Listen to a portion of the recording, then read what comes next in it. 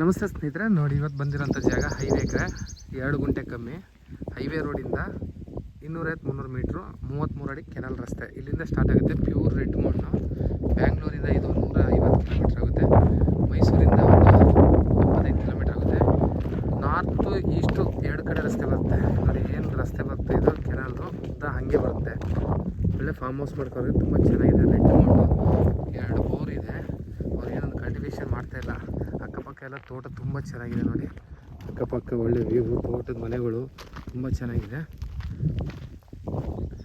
ಒಳ್ಳೆ RCC ಮನೆ ಮಾಡಿದ್ದಾರೆ. ಒಂದು 12 ಚಿತ್ರ ಮನೆ ಮಾಡಿದ್ದಾರೆ. ಇವರೇ ಅಲ್ಲಿ ಮುಂದೆ ಹೋಗ್ಬೇಕು ರಸ್ತೆ ಕೊಟ್ಟು. ಆ ಕಡೆನೂ ಈಸ್ಟ್ ರಸ್ತೆ ಇದೆ, ನಾರ್ತ್ ರಸ್ತೆ ಇದೆ. ತುಂಬ ಚೆನ್ನಾಗಿದೆ. ಪ್ಯೂರ್ಲಿ ರೆಡ್ ಮಣ್ಣು.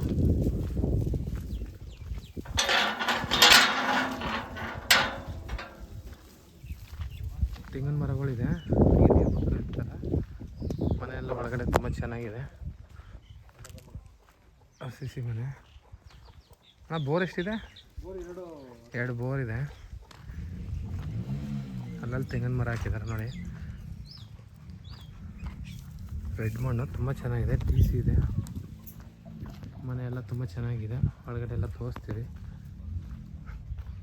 ಆಮೇಲೆ ಏನು ಸುತ್ತ ಫೆನ್ಸ್ ಎಲ್ಲ ಮಾಡಿ ಫೆನ್ಸ್ ಹಾಕಿದ್ದಾರೆ.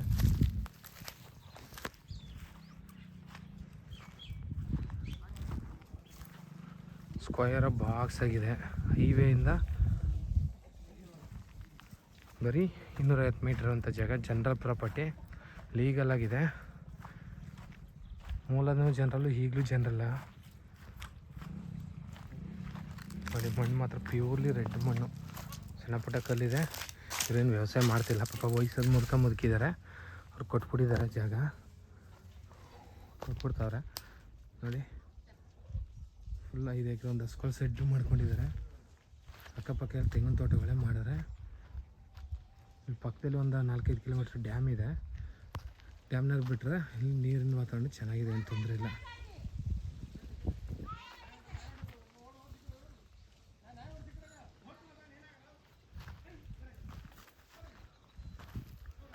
ಒಂದು 10-15 ತೆಂಗಿನ ಮರ, ಒಂದು 20 ತೆಂಗಿನ ಮರ ಇದೆ. ತೇಗಿನ ಮರ ಇದೆ ಸುತ್ತ.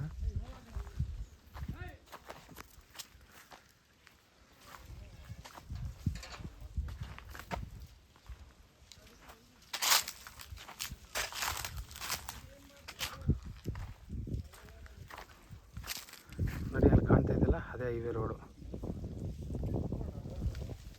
ಮೈಸೂರಿಂದ ತಮಿಳ್ನಾಡಿಗೆ ಹೋಗುವಂಥ ಹೈವೇದು.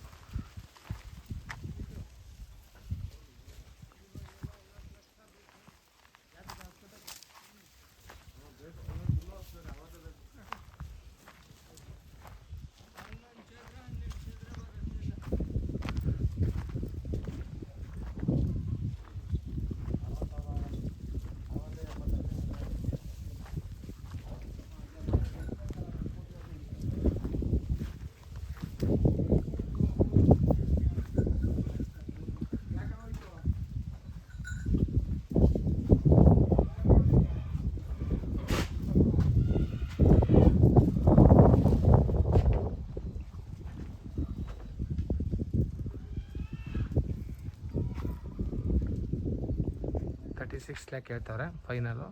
ಕೂತ್ಕೊಂಡು ಲೈಟ್ಲಿ ನೆಗೋಷಿಯಬಲ್ ಇದೆ.